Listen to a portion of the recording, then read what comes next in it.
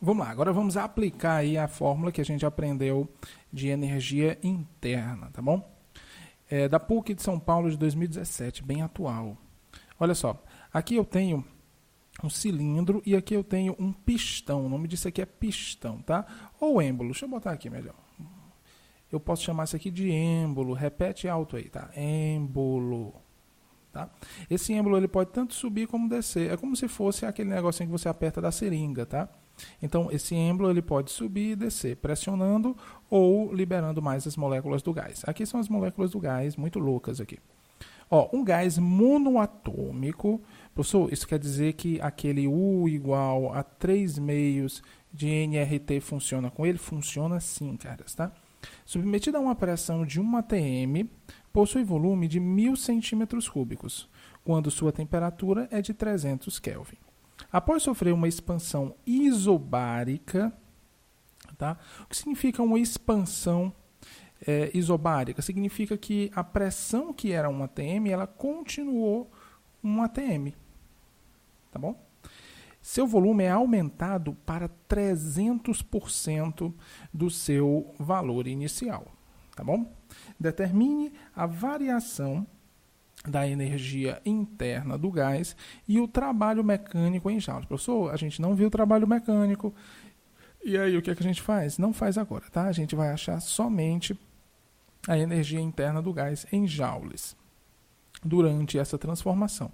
Se eu quero a variação da energia interna, então eu preciso saber necessariamente quanto era a energia ao final do processo e quanto era a energia no início. Então, preciso calcular cada uma delas. Tudo bem?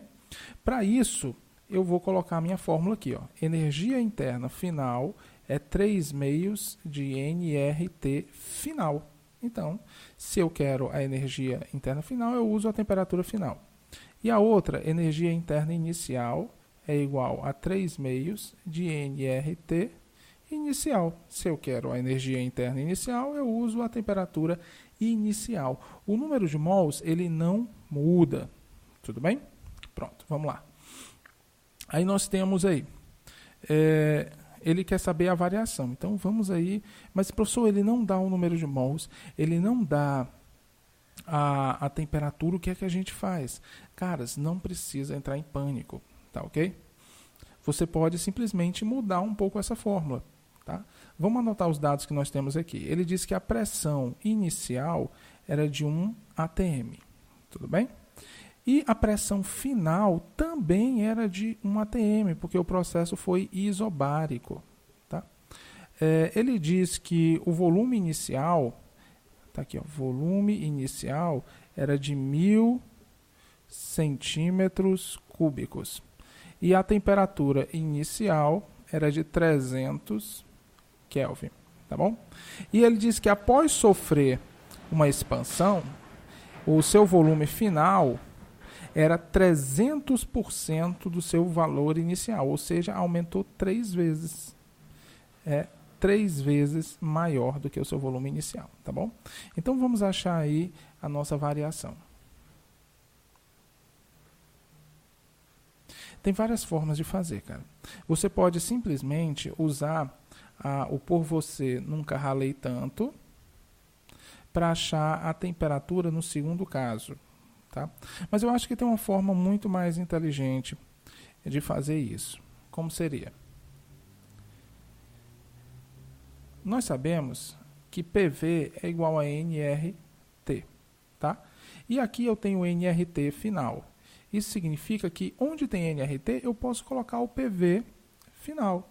Então, vai ficar a minha fórmula 3 meios da pressão final vezes o volume final. E aqui vai ficar 3 meios da pressão inicial vezes o volume inicial. Professor, agora a gente pode calcular elas? Podemos, caras, podemos.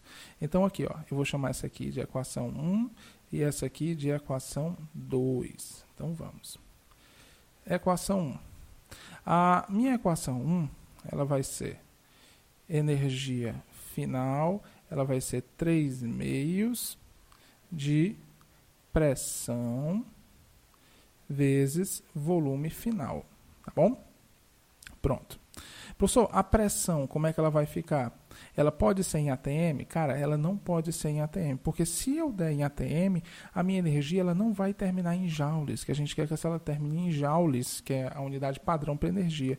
Então, a gente vai ter que lembrar que um ATM é aproximadamente 10 a quinta pascais, que é a unidade padrão. Aqui também, um ATM é 10 a quinta pascais. Tá bom? E o volume, professor, pode ser centímetro cúbico? Não, cara. O volume não pode ser centímetro cúbico. A gente vai ter que transformar para metro cúbico. Se fosse de centímetro para metro, a gente dividia por 1000. Por 1000 não, desculpa, por 100. Ou seja, por 10 ao quadrado. Mas como é ao cubo, a gente vai dividir por 10 à sexta. Professor, mas tem como, ao invés de dividir ou multiplicar? Tem. Você pode multiplicar por 10 a menos 6. Tá ok? Então, 10 a menos 6 significa que eu vou voltar a vírgula 6 casas. Ou eu posso fazer assim, ó. Esses 3 zeros anula com 3 zeros daqui. Então, isso aqui vai ficar 1 vezes 10 elevado a menos 3 metros cúbicos, tá bom? E, professor, peraí, o volume ele aumentou 3 vezes. Então, meu novo volume vai ser 3 vezes 10 elevado a menos 3 metros cúbicos. Tudo bem? Pronto, agora eu vou só substituir. Tá bom? Então, fica. Ó. Energia interna final vai ser 3 meios vezes. A pressão final, nós sabemos que é 10 a quinta, porque ela não mudou. O volume final, nós sabemos que é 3 vezes 10 a menos 3. Tá? Pronto. Energia interna final vai ser 3 vezes 3, dá 9. Tá? E sobre 2 vezes 10A. Esse menos 5 aqui, ele vai somar com esse menos 3. Como tem esse sinal de menos, vai acabar subtraindo. 5 menos 3 fica energia interna final por 2 é 4,5. vezes 10 a segunda joules. Então, essa é a energia interna final, tá bom? Agora, vamos achar a energia interna. Vou colocar aqui, ó, 2. Energia interna inicial vai ser 3 meios de pressão inicial vezes volume inicial, tá? Isso vai dar energia interna inicial 3 meios, pressão é a mesma coisa, que é 10 a quinta, e o volume inicial nós sabemos que é 1 vezes 10 a menos 3, não é isso?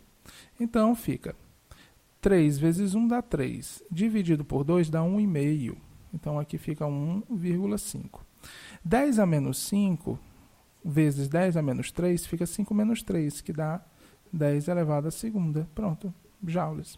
Professor, e agora? Agora, caras, tu vai achar a diferença. Variação da energia interna, ela vai ser igual à energia final menos a energia inicial. Tá bom?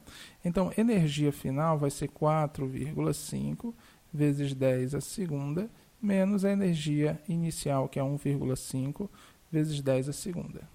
Isso daqui dá 3 vezes 10 à segunda joules. Pronto, achei a minha resposta.